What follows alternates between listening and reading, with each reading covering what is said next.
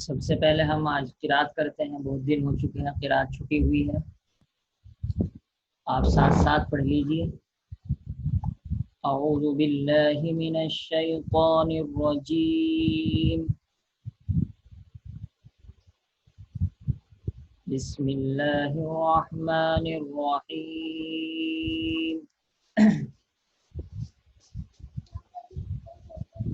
ألم تر كيف فعل ربك بأصحاب الفيل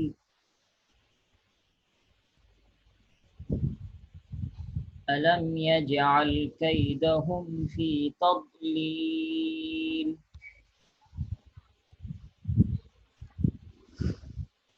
وأرسل عليهم طيرا أبابيل ترميهم بحجارة من سجيل فجعلهم كعصف مأكول۔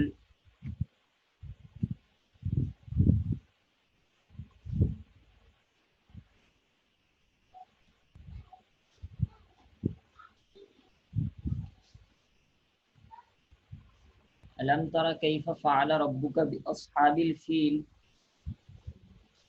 بأصحاب الفيل میں صاد استعمال ہوا ہے۔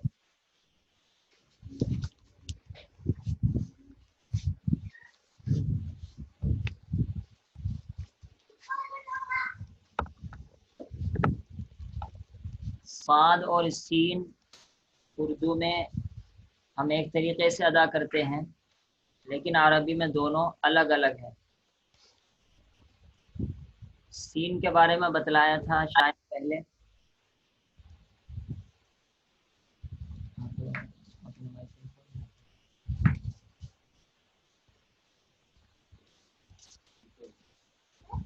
دونوں دانتوں کو، اوپر اور نیچے کے دانتوں کو جب ملایا جاتا ہے اور زبان کی نوک بیچ میں لگائے، عام حالت میں سین نکلے گا، اور عرض کیا تھا کہ اس کے نکالنے کا طریقہ یہ ہے کہ پہلے الف لگاؤ اور پھر وہ حرف نکالو۔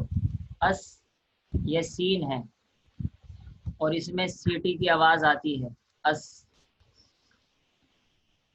اور صاد نکالنے کا طریقہ بھی یہی ہے، لیکن صاد موٹا پڑھا جائے گا، اس۔ نکالنے کا طریقہ بالکل سیم ہے، لیکن بس موٹا کرنا ہے، اور موٹا کرنے کا مطلب یہ ہے کہ زبان کا بیچ کا حصہ اوپر کی طرف اٹھا دینا ہے، اس۔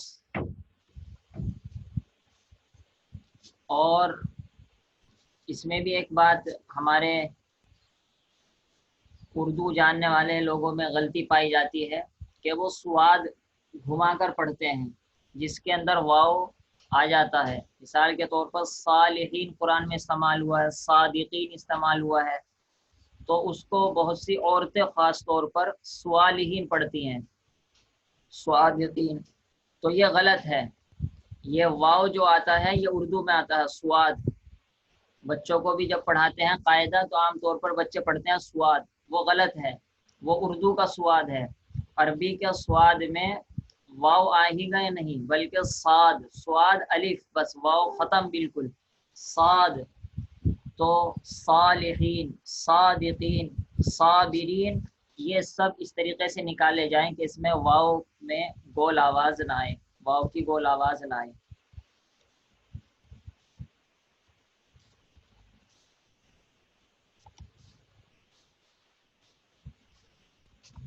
یہ پہلا ٹاپک پورا ہو گیا قرات اور تجوید کا۔ دوسرا ٹاپک ہے ہمارا ترجمہ، میننگ کا، اور ساتھ میں گرامر۔ تو آج ہم 10 صورتیں جو قرآن کریم کے آخر کی صورتیں ہیں، جن کو عام طور پر نماز میں پڑھا جاتا ہے، ان کی ابتدا کر رہے ہیں۔ اللہ تعالی ہمارے لیے آسانی فرمائیں اور ہمارے دل کے اندر ان کا ترجمہ اور مطلب اچھی طریقے سے محفوظ فرما دے۔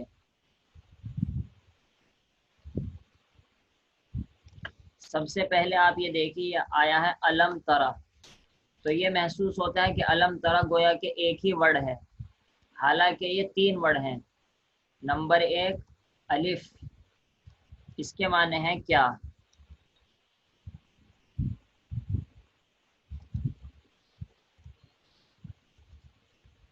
لم، اس کے معنی بھی نہیں کے ہیں۔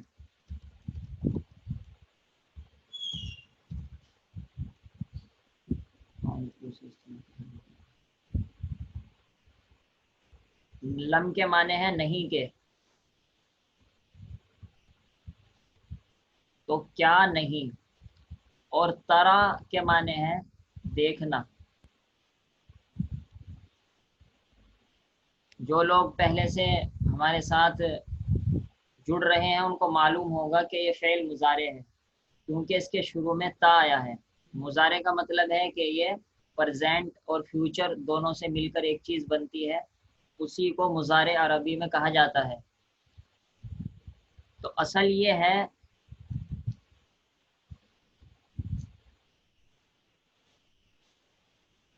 ترا یا اور اس پر کھڑا زبر، اصل یہ ترا عربی میں، اور قرآن کریم بھی آپ پڑھتے ہوں گے تو اصل لفظ عربی کا یہ ہے ترا۔ شروع میں تا آیا ہے تو اس کا مطلب ہے سیکنڈ پرسن مخاطب ہے، اور آخر میں نہ الف نون آیا ہے تو یہ دو کے لیے بھی استعمال نہیں ہوا، اور آخر میں واو نون بھی نہیں آیا، اس وجہ سے یہ پلورل جمع کے لیے بھی استعمال نہیں ہوا، لہذا یہ واحد کے لیے ہے، سیکنڈ پرسن واحد، اور اس کا ترجمہ ہے تم دیکھتے ہو۔ اب یہاں پر ایک اہم بات گرامر کی ہے جو سمجھنے کی ہے۔ اصل ہے ترا مضارع، اور اس کے معنی ہے تم دیکھتے ہو، لیکن عربی کا ایک قاعدہ اور ایک طریقہ یہ ہے کہ لفظ لم جب مضارع پر آئے گا تو 3 اثر ڈالتا ہے، لفظ لم 3 اثر ڈالتا ہے۔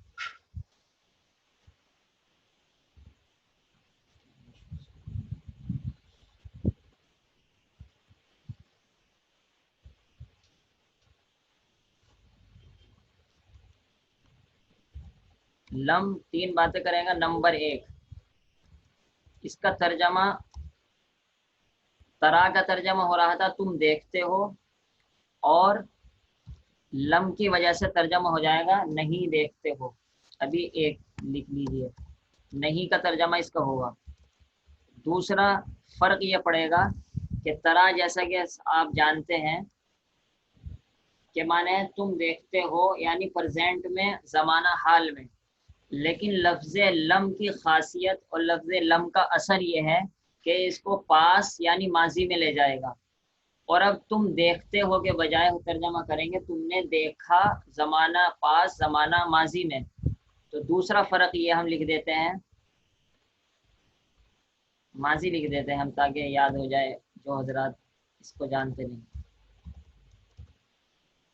تیسرا فرق یہ ہے کہ آخر میں مضارع پہ پیش آتا ہے، جیسا کہ ہمارے یہاں مثال آئی تھی سورہ فاتحہ میں، آپ دیکھ لیجیے ایاک نعبدو، ایاک نعبدو میں دال پر پیش آ رہا ہے، کیونکہ مضارع جو ہوتا ہے اس کے اوپر پیش آتا ہے،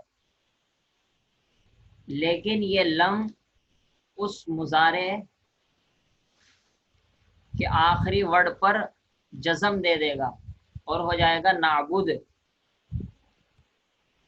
ہم لکھ دیتے ہیں جزم، شورٹ کے بارے میں تاکہ بس ایک ذہن میں بیٹھ جائے۔ جزم اور الف واو یا اگر مضارع کے آخر میں ہوگی تو اس کو ہٹا دے گا، الف واو یا کو حذف لکھ دیتے ہیں، ہم کو ختم لکھ دیتا ہے آپ کی آسانی کے لیے، ختم کر دے گا۔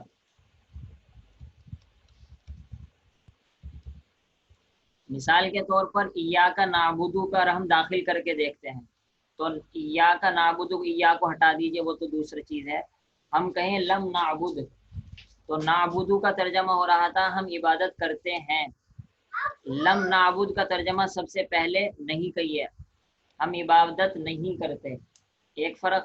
دوسرا فرق عبادت نہیں کرتے کے بجائے ہم نے عبادت نہیں کی زمانے پاس میں۔ تیسرا فرق نعبدو پڑھ رہے تھے، اب پڑھا ہم نے نعبد، یہ 3 فرق ہیں۔ اور یہ الف واو اور یا یہ اسی کے ساتھ آتا ہے، اس وجہ سے ہم نے اس کو 3 ہی لکھے ہیں، 4 نہیں لکھے۔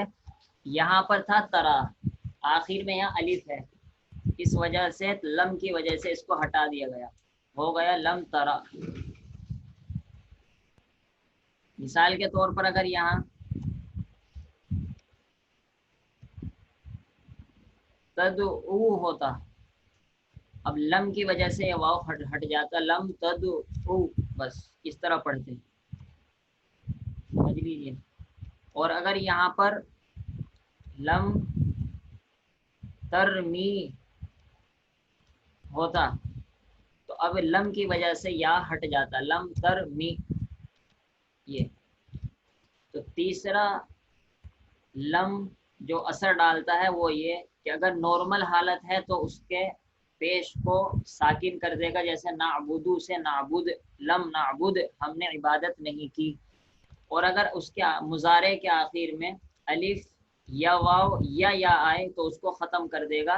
یہاں پر ہمارے یہاں الف آ رہا تھا، اگرچہ لکھنے میں تو وہ یا تھا لیکن پڑھا جا رہا تھا الف، اس الف کو اس نے حذف کر دیا، ختم کر دیا، اس وجہ سے ہم نے پڑھا لم ترا۔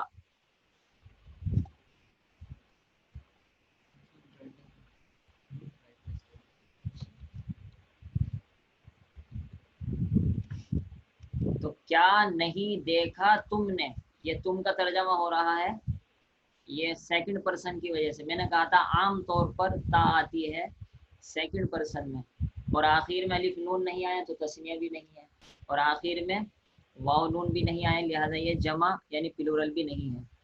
کیا نہیں دیکھا تم نے، کیفا کیسے، فعلا کے معنی کیا، فعلا یہ پاس ہے کیونکہ اس کے شروع میں نہ تو الف ہے نہ یا ہے نہ تا ہے اور نہ نون ہے جو پریزنٹ مضارع کی علامات نشانیاں ہیں، اس وجہ سے یہ فعلا ماضی ہے، پاس ہے، اور اس کا کرنے والا رب ہے۔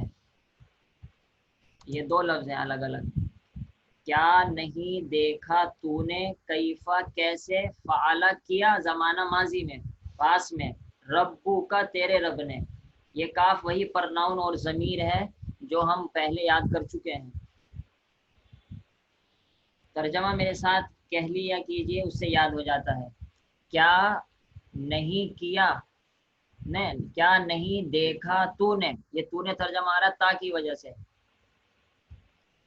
کیفا کیسے کیا، فعلا نہیں کیسے، کیفا کا ترجمہ کیسے، فعلا کیا، ربک تیرے رب نے، یہ با ہے ساتھ کے معنی میں، جو بسم اللہ الرحمن الرحیم کے جو ہم نے 3 ترجمے کیے تھے اس میں ایک ترجمہ تھا اللہ تعالیٰ کے نام کے ساتھ، یہ وہی با ہے۔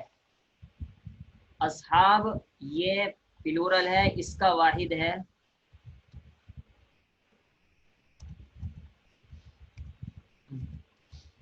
صاحب، صاحب کہتے ہیں، مولانا صاحب، مفتی صاحب، یہ وہی صاحب ہے، ہمارے اردو میں تو صاحب کر دیا اس کو، لیکن اصل عربی صاحب یعنی زیر ہے اس میں، یہ واحد یعنی سنگولر ہے، اور اصحاب اس کا جمع پلورل ہے۔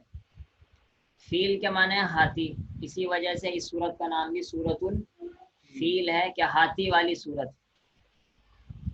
ہم وہ تفسیر کا جب ٹاپک آئے گا تب بتلائے گے ہم یہ سورت کس موقع پر نازل ہوئی اور کس واقعے کی طرف اس میں اشارہ کیا گیا ہے، کیونکہ ابھی ہمارا ٹاپک چل رہا ہے گرامر اور میننگ کا، اس وجہ سے یہاں پر صرف ابھی ہم میننگ اور گرامر سے بات کریں گے۔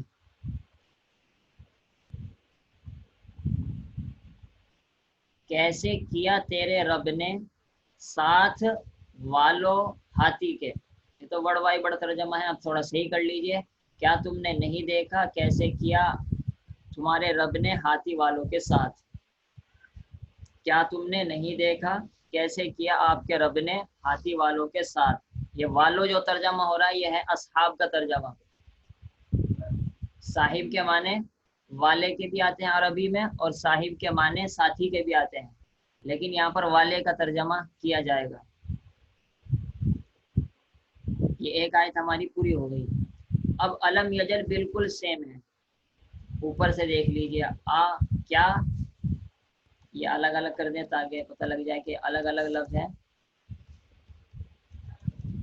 علم کیا نہیں، یجعل، یجعل شروع میں یا یہ ہے، اس وجہ سے تھرڈ پرسن مضارع ہے اور تھرڈ پرسن ہے، یعنی غائب کا صیغہ ہے، اور آخر میں الف نون نہیں ہے، واو نون نہیں ہے، لہذا واحد سنگولر ہے. اور یجعل کے معنی ہے بنانا، جعل یجعل کے معنی آتے ہیں عربی میں بنانا. کیا نہیں بنا دی اس نے، یجعل کے اندر اس کا سبجیکٹ اور اس کا فاعل چھپا ہوا ہے، جس کو ہم ضمیر کہتے ہیں، اس کو پرناؤن بھی کہتے ہیں، اور وہ اشارہ کر رہا ہے رب کی طرف.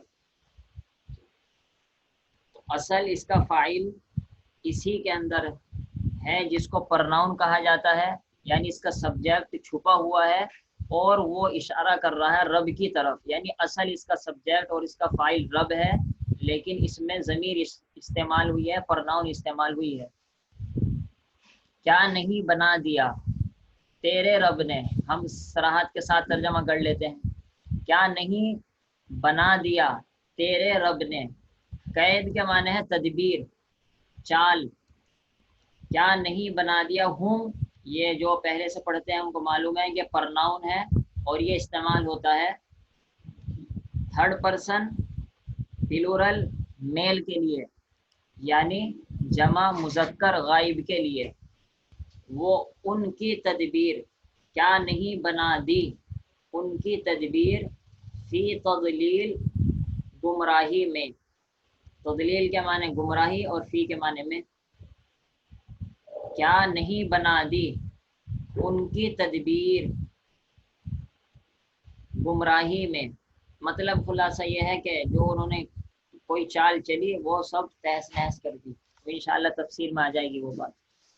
اب علم یجعل کو آپ دیکھ لیجئے، جیسا کہ اوپر علم ترا آیا تھا، اس کو بالکل سیم سمجھ لیجئے. دیکھیے اگر یہاں پر لم نہ ہوتا تو یجعلو ہوتا، یجعلو ہوتا، اور یجعلو اگر ہم صرف پڑھیں گے تو مطلب ترجمہ کریں گے وہ بناتا ہے، وہ بناتا ہے، یا فیوچر کا بھی ترجمہ اسی لفظ کا کر سکتے ہیں، وہ بنائے گا. تو یجعلو کے معنی ہے وہ بناتا ہے. تو لم کی وجہ سے پہلا فرق، اس نے نہیں بنایا. ایک تو نہیں کا لفظ آ گیا، اور بناتا سے وہ ہو گیا بنایا، اس نے نہیں بنایا. اور آخر میں لم آ رہا تھا، اس کی وجہ سے یہاں وہ پیش آ رہا تھا، اس کی وجہ سے یہاں جزم آنا شروع ہو گیا. علم یجعل کیا نہیں بنا دیا، کیدہم ان کی تدبیر کو، فی تضلیل گمراہی میں. وَأَرْسَلَ یہ بتا دیا واو کنیکشن کرنے کے لیے ہے. اور ارسلہ کے معنی ہے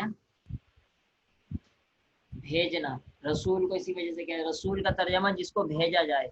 رسول کو رسول اسی وجہ سے کہتے ہیں کہ وہ اللہ تعالیٰ کی طرف سے بھیجا جاتا ہے. وَأَرْسَلَ اور بھیجا، اس کا سبجیکٹ آگے نہیں آ رہا ہے، بلکہ اس کا سبجیکٹ بھی پیچھے ہی ضمیر ہے جس سے اشارہ ہو رہا ہے رب کی طرف. اور بھیجا اس نے یعنی تیرے رب نے.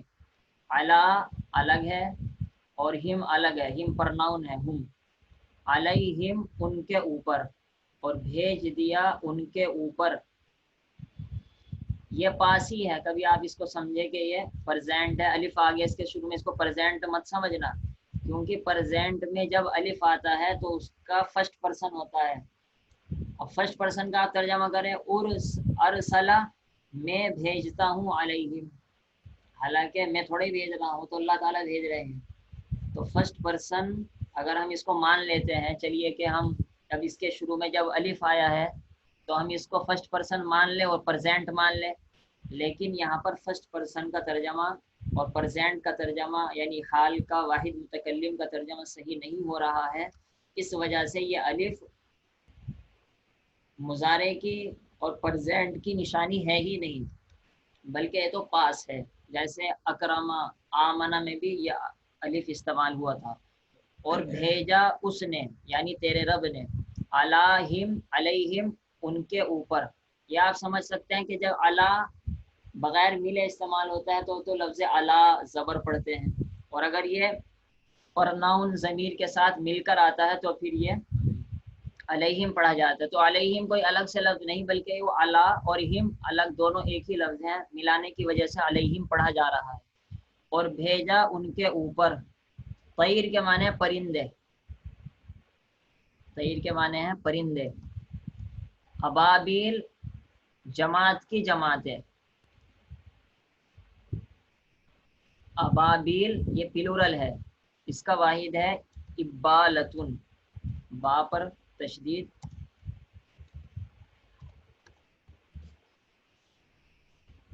یہ تا ملا کر نہیں لکھ رہا ہے فی الحال یہ، تو اس کا واحد ہے ابالتن، پلورل اس کا ہے ابالتن، اور سنگولر اس کا ہے ابالتن، اور ابابیل ہے پلورل جمع۔ اور بھیجا علیہم ان پر، یہ ہم پر ناؤن ہے، اس میں اشارہ ہو رہا ہے اصحاب فیل کی طرف یعنی ہاتھی والوں پر۔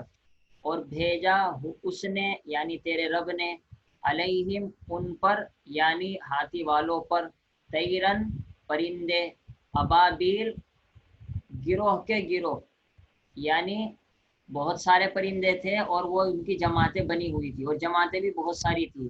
مثال کے طور پر 100 کی جماعت، ایک ٹولی الگ، ایک ٹولی الگ، دوسری ٹولی الگ، اس طریقے سے۔ یہ آگے ترمی جو ابھی ہمارے سامنے آیا تھا، ترمی کے معنی آتے ہیں عربی میں پھینکنے کے۔ اب آپ سمجھ جائیں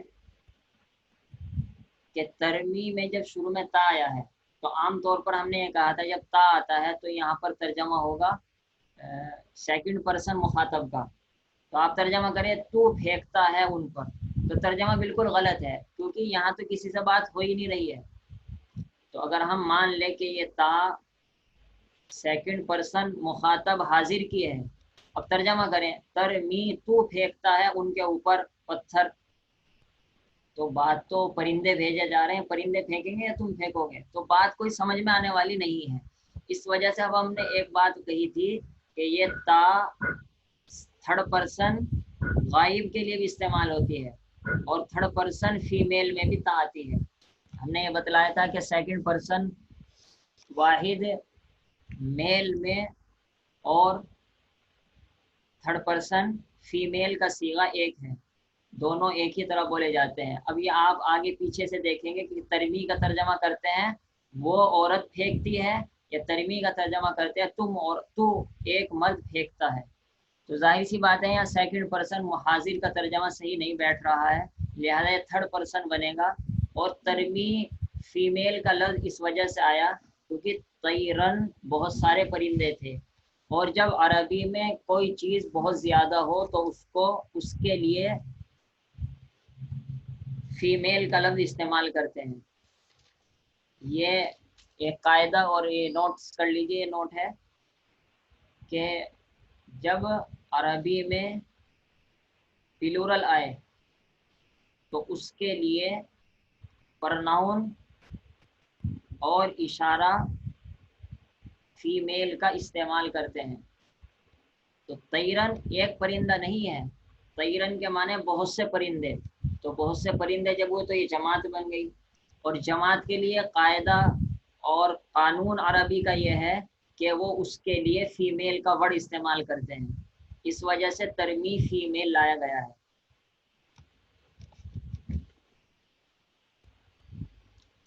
ترمی وہ پھینکتے تھے، بلکہ وہ پھینکتے تھے یا وہ پھینک رہے تھے، دونوں ترجمہ کر سکتے ہیں۔ وہ پھینکتے تھے ہم ان پر۔ اب یہاں پر آپ پوچھیں گے پر کا ترجمہ کہاں سے آیا ہے، لیکن جو ہمارے ساتھ پہلے سے جڑے ہوئے ہیں ان کو معلوم ہے کہ یہ سیلا جس کو ہم نے بیان کیا تھا، یہ سیلے کی وجہ سے آیا ہے کہ ورب کے ساتھ، فعل کے ساتھ عربی میں اگر کوئی ہیلپنگ ورڈ اور حرف جر اور صلہ استعمال نہیں ہوتا تو عربی تو اسی طریقے سے استعمال کی جائے گی، کیونکہ وہ ترمی کے ساتھ کوئی ہیلپنگ ورڈ اور صلہ استعمال نہیں کرتے۔ لیکن اردو میں ہم پھینکنے کے ساتھ پر استعمال کرتے ہیں، جس پر بھی پھینکیں گے اس کے اوپر پر آئے گا، اس وجہ سے ہم ترجمہ پر سے کریں گے۔ ایسا تو ہے نہیں کہ ایک ایک لفظ کا عربی اردو سیم ہوتی ہو، وہ تو اسٹائل عربی کا الگ ہے، اردو کا الگ ہے۔ ترمی پھینکتے تھے وہ ان پر، یعنی ہاتھی والوں پر، بحجارۃ، یہ با الگ ہے، اور ہجارہ کے معنی ہے پتھر، ہجارہ کے معنی ہے چھوٹا پتھر، حجر تو کہتے ہیں بڑے پتھر کو، اور ہجارہ کہتے ہیں کنکری کہہ لیجیے آپ، ہجارتن کنکری، من، اس کو ہم سمجھائیں گے، آج تو نہیں سمجھائیں گے کیونکہ آج گرامر بھی ہو چکی ہے اور ترجمہ بھی کافی ہے۔ یہ اس کا ترجمہ بس کے کر لیجئے یہاں، لیکن یہ ترجمہ ہوتا کیوں ہے انشاءاللہ وہ کبھی بعد میں آئیں گی بات۔ سجیل،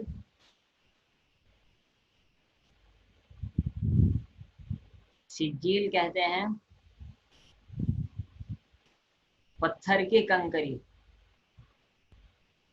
پتھر اور مٹی کی کنکری۔ ہجارہ کے معنی ہے پتھر اور سجیل کے معنی ہے مٹی کی، تو ترجمہ یہ کریں گے مٹی کے کنکر، ایک ترجمہ یہ بیان کیا جاتا ہے۔ دیکھیے مفتی تقی صاحب نے اس کا ترجمہ کیا ہے۔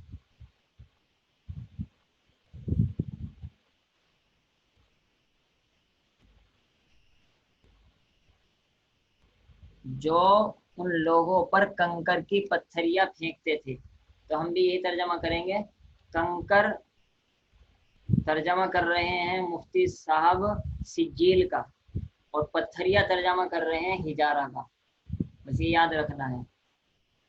ہم ایسی جگہ اپنا ترجمہ بتانے کے بجائے بہتر یہ ہے کہ بڑوں نے جو ترجمہ کیا ہے وہ یاد رکھا جائے۔ تو کنکر ترجمہ ہے سجیل کا، اور پتھریاں ترجمہ ہے ہجارہ کا۔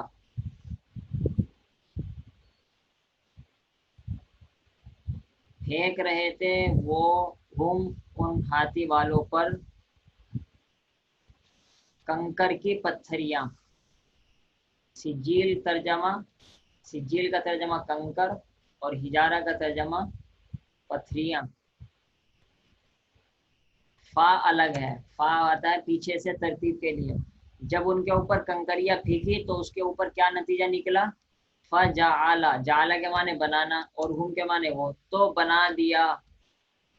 یہ جعل کا سبجیکٹ اور فاعل بھی اللہ تعالیٰ ہے، بنا دیا اس نے یعنی تیرے رب نے، بنا دیا تیرے رب نے ہم ان کو، کاف کے معنی طرح، عصف کے معنی ہے بھوسا، اور معقول کے معنی ہے کھایا ہوا، یعنی جس طریقے سے جانور بھوسا کھا کر اس کو پھینک دیتا ہے، اگر پیٹ میں نہ لے جائے بلکہ باہر پھینک دے تو وہ کیسی حقیر سی چیز ہوتی ہے، بالکل پاؤں میں رون دی جاتی ہے، اور ایسی چیز ہوتی ہے کہ اس کو کوئی دیکھنے کے لیے بھی تیار نہیں ہوتا۔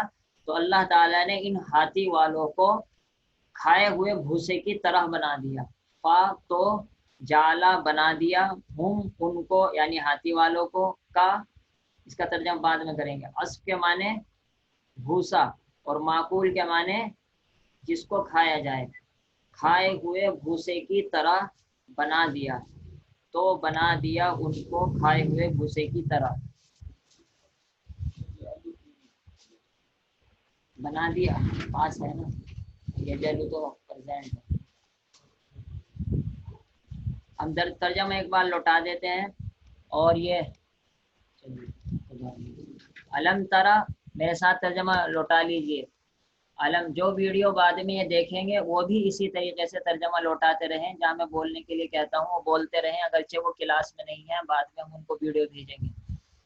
علم ترا، کیا نہیں دیکھا تو نے، کیفا کیسے، فعلا کیا، ربو کا تیرے رب نے، بھی اصحاب الفیل ہاتھی والوں کے با ساتھ، علم کیا نہیں، یجعل بنا دیا قیدہم ان کی تدبیر کو فی تضلیل گمراہی میں و اور ارسلہ بھیجا علیہم ان کے اوپر طیرن پرندے ابابیل جماعت کی جماعت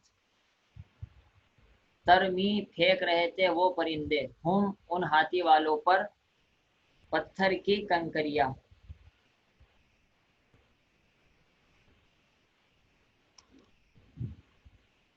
فا تو جعلہم بنا دیا ان کو عصفن بھوسے معقول کھائے ہوئے بھوسے کی طرح معقول کے معنی کھایا ہوا عصف کے معنی بھوسا اور کاف کے معنی طرح بنا دیا ان کو کھائے ہوئے بھوسے کی طرح یہ اب میٹنگ زوم کی طرف سے کیونکہ 40 منٹ کی اجازت ہے یہ ختم ہونے والی ہے آپ دوبارہ اسی لنک پر کلک کریں تھوڑی دیر کے بعد 2 منٹ کے بعد دوبارہ ہمارا سبق شروع ہو جائے گا اور یہ والی میٹنگ ہم پوری کر دیتے ہیں